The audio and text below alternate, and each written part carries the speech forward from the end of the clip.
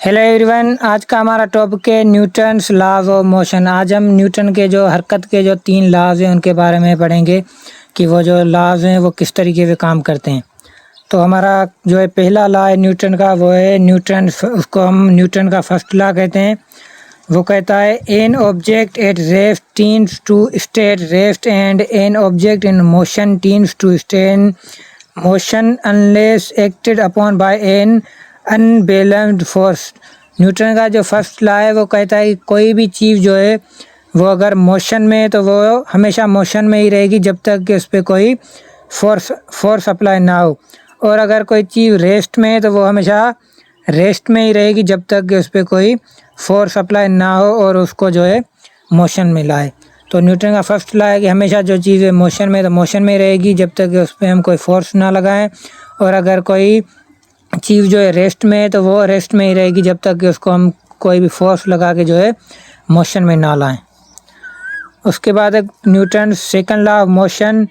An object acted upon bye a force will accelerated in the direction of the force. Newton का जो second law है वो कहता है कि जब भी हम कोई भी ऑब्जेक्ट या कोई भी चीज़ है उस पर जब भी हम फोर्स लगाएंगे तो उसमें क्या होगी, उसी डायरेक्शन में क्या होगी, एक्सीलरेशन यानी कि तेज़ी पैदा होगी।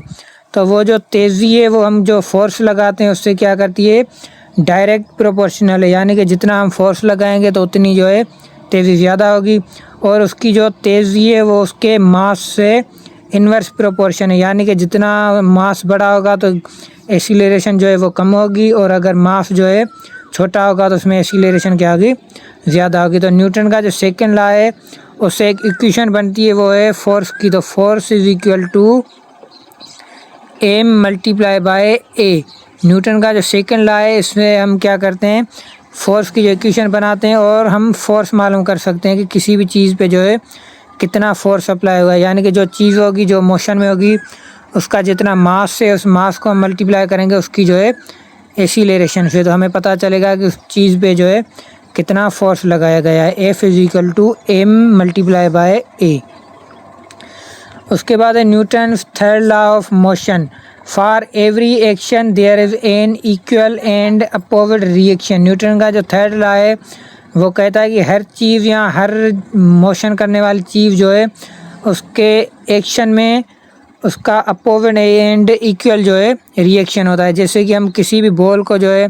ऊपर फेंकेंगे तो वो जितनी तेज़ी से हम ऊपर फेंकेंगे तो वो ऊंचाई से बाद में उसी तेज़ी से क्या होगी, नीचे आएगी। या अगर किसी भी चीज़ को या बॉल को हम क्या करेंगे, नीचे ज़मीन पे मारेंगे तो अगर हम उसको धीरे से नीचे मारेंगे तो वह क्या होगी, धीरे से ऊपर आएगी, और अगर उसको हम ज़ोर से नीचे मारेंगे तो वह क्या होगी,